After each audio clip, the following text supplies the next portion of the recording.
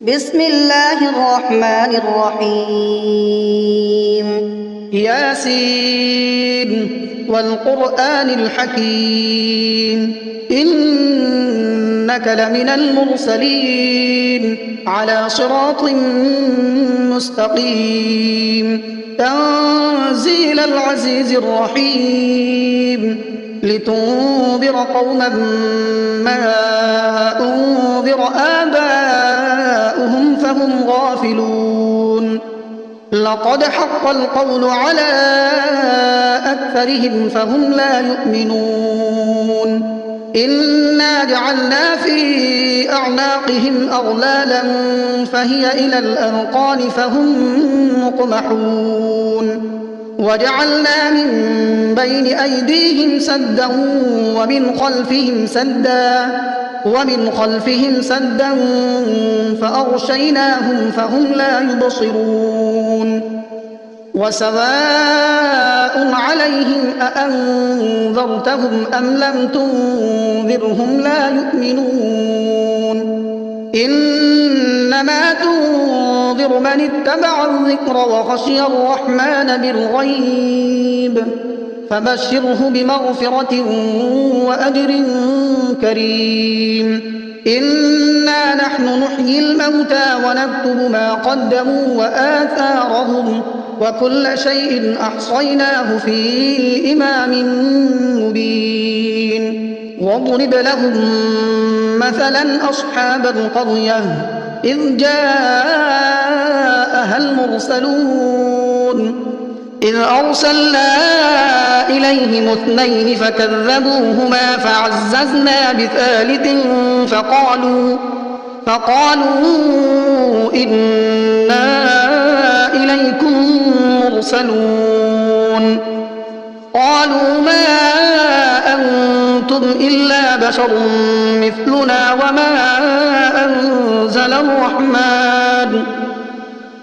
وما أنزل الرحمن من شيء إن أنتم إلا تكذبون قالوا ربنا يعلم إنا إليكم لمرسلون وما علينا إلا البلاغ المبين قالوا إنا تطيرنا بكم لئن لم تنتهوا لنرجمنكم وليمسنكم منا عذاب أليم قالوا طائركم معكم أئن ذكرتم بل أنتم قوم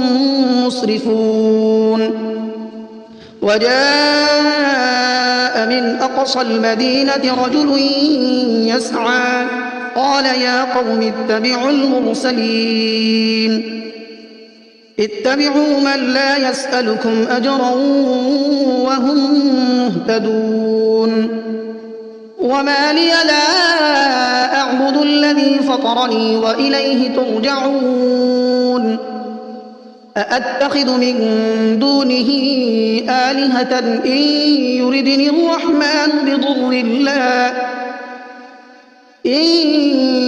الرحمن بضر لا تغن عني شفاعتهم شيئا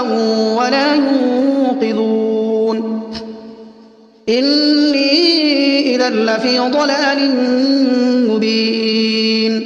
إني آمنت بربكم فاسمعون قيل ادخل الجنة قال يا ليت قومي يعلمون بما غفر لي ربي وجعلني من المكرمين وما أنزلنا على قومه من بعده من جند من السماء وما كنا منزلين إن كانت إلا صيحة واحدة فإذا هم خامدون يا حسرة على العباد ما يأتيهم من رسول إلا كانوا به يستهزئون ألم يروا كم أهلكنا قبلهم من القرون أنهم إليهم لا يرجعون وإن كل لما جميع لدينا محضرون وآية لهم الأرض الميتة أحييناها وأخرجنا منها حبا فمنه يأكلون وجعلنا فيها جنات من نخيل وأعناب وفجرنا فيها من العيون ليأكلوا من ثمره وما عملته أيديهم أفلا يشكرون سبحان الذي خلق الأزواج كلها مما تنبت الأرض ومن أنفسهم ومما لا يعلمون وآية لهم الليل نسلخ منه النهار فإذا هم مظلمون والشمس تجري لمستقر لها ذلك تقدير العزيز العليم والقمر قدرناه منازل حتى عاد كالعرجون القديم لا الشمس ينبغي لها أن تدرك القمر ولا الليل سابق النهار وكل في فلك يسبحون وآية لهم أنا حملنا ذريتهم في الفلك المشحون وخلقنا لهم من مثله ما يركبون وإن نشأ نغرقهم فلا صريخ لهم ولا هم ينقذون إلا رحمة منا ومتاعا إلى حين وإذا قيل لهم اتقوا ما بين أيديكم وما خلفكم لعلكم ترحمون وما تأتيهم من آية من آيات ربهم إلا كانوا عنها معرضين وإذا قيل لهم أنفقوا مما رزقكم الله قال الذين كفروا للذين آمنوا أنطعم من لو يشاء الله أطعمه إن أنتم إلا في ضلال مبين ويقولون متى هذا الوعد إن كنتم صادقين ما ينظرون إلا صيحة واحدة تأخذهم وهم يخصمون فلا يستطيعون توصية ولا إلى أهلهم يرجعون ونفخ في الصور فإذا هم من الأجداث إلى ربهم ينسلون قالوا يا ويلنا من بعثنا من مرقدنا هذا ما وعد الرحمن وصدق المرسلون إن كانت إلا صيحة واحدة فإذا هم جميع لدينا محضرون فاليوم لا تظلم نفس شيئا ولا تجزون إلا ما كنتم تعملون إن أصحاب الجنة اليوم في شغل فاكهون هم وأزواجهم في ظلال على الأرائك متكئون لهم فيها فاكهة ولهم ما يدعون سلام قولا من رب رحيم وامتازوا اليوم أيها المجرمون ألم أعهد إليكم يا بني آدم ألا تعبدوا الشيطان إنه لكم عدو مبين وأن اعبدوني هذا صراط مستقيم ولقد أضل منكم جبلا كثيرا أفلم تكونوا تعقلون هذه جهنم التي كنتم توعدون اصلوها اليوم بما كنتم تكفرون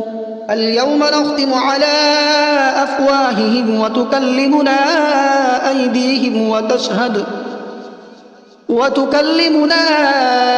أيديهم وتشهد أرجلهم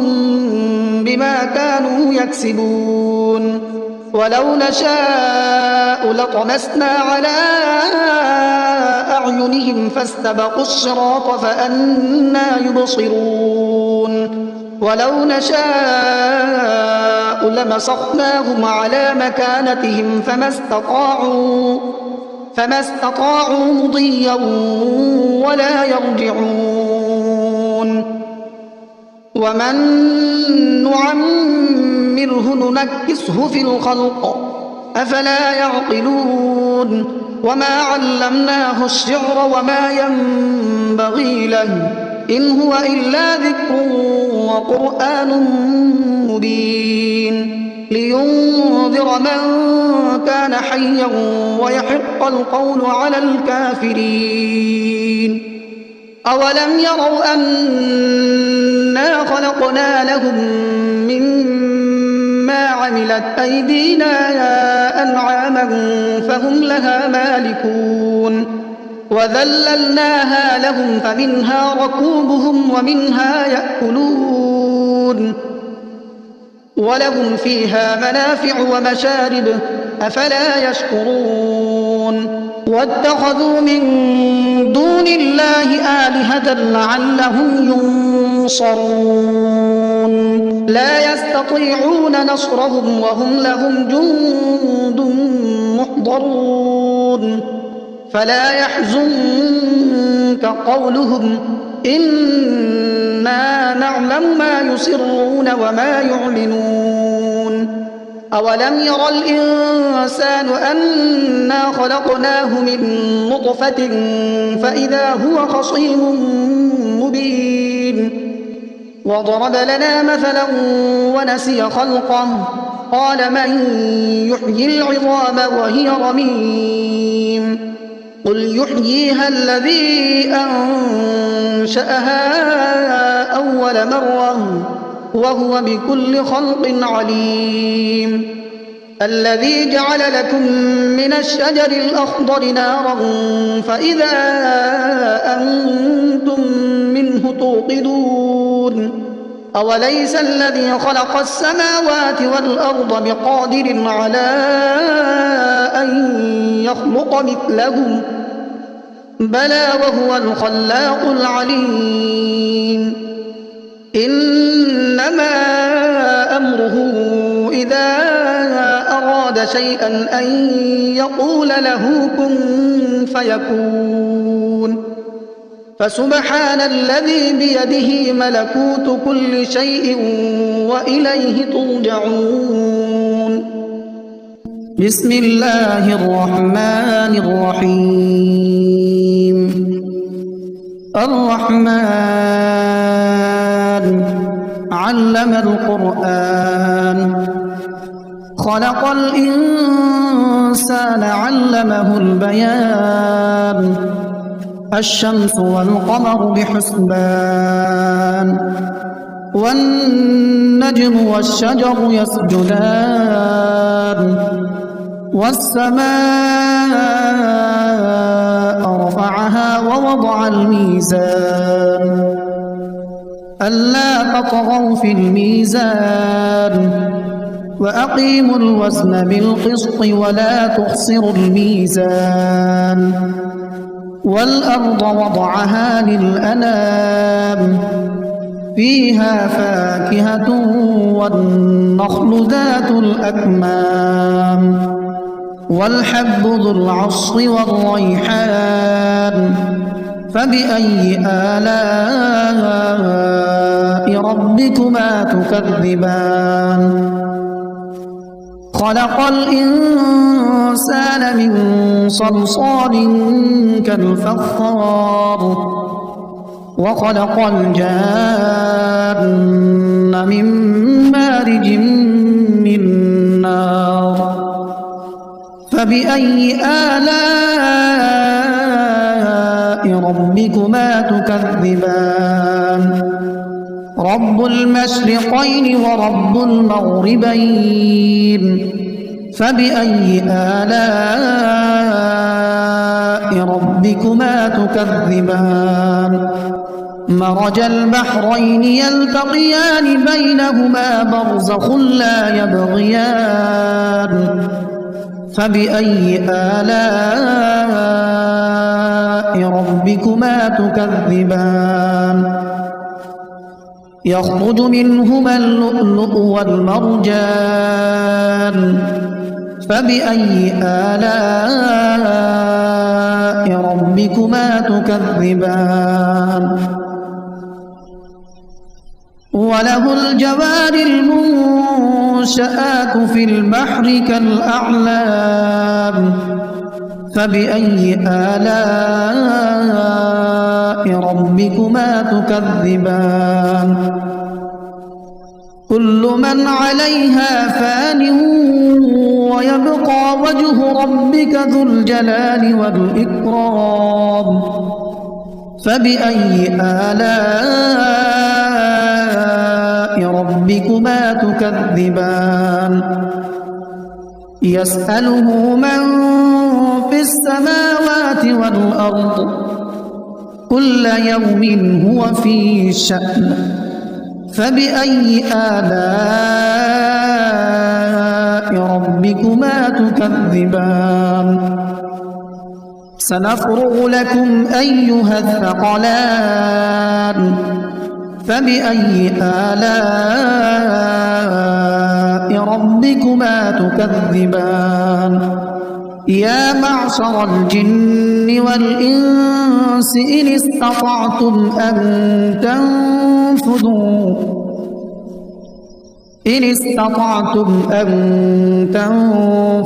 من أقطار السماوات والأرض فانفذوا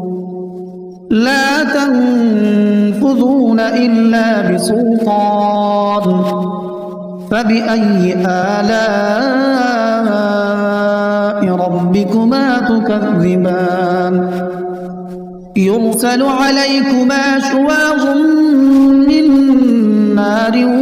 ونحاس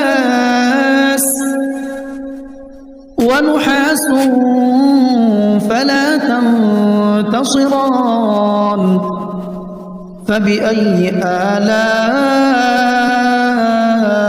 ربكما تكذبان فإذا انشقت السماء فكانت وردة كالدهان فبأي آلاء ربكما تكذبان فيومئذ لا يسأل عن ذنبه إنس ولا جان فبأي آلاء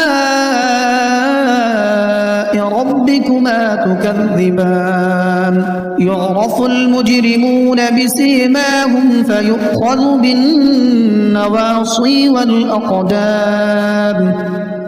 فبأي آلاء ربكما تكذبان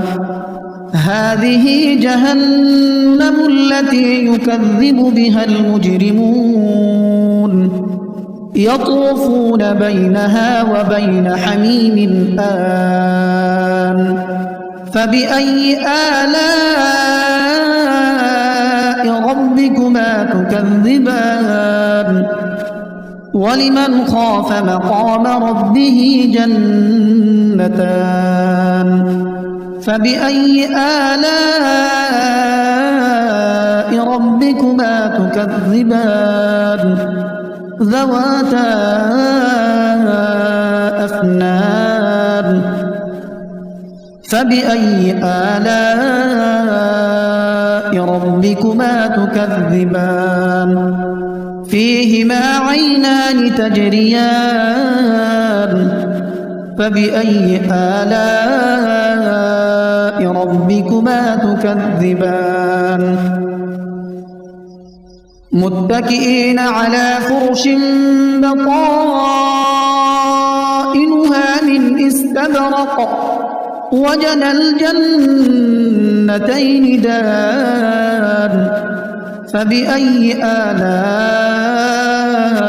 ربكما تكذبان فيهن قاصرات الطرف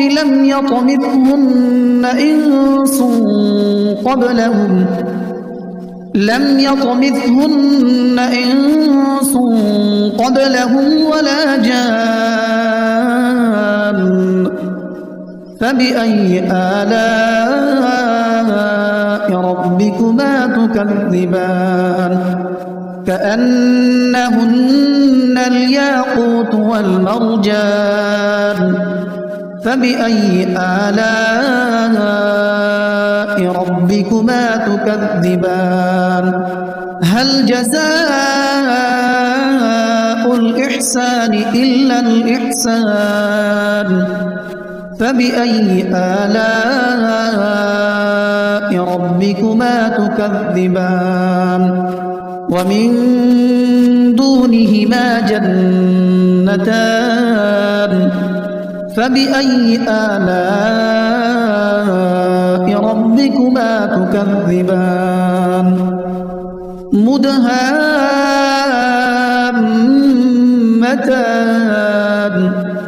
فبأي آلاء ربكما تكذبان فيهما عينان نضاختان فبأي آلاء ربكما تكذبان فيهما فاكهة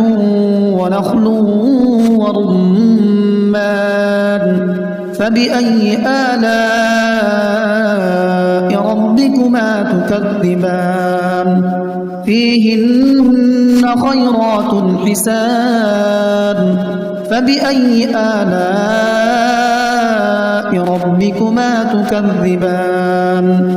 حور مقصورات في الخيام فبأي آلاء ربكما تكذبان لم يطمثهن إنس قبلهم ولا جان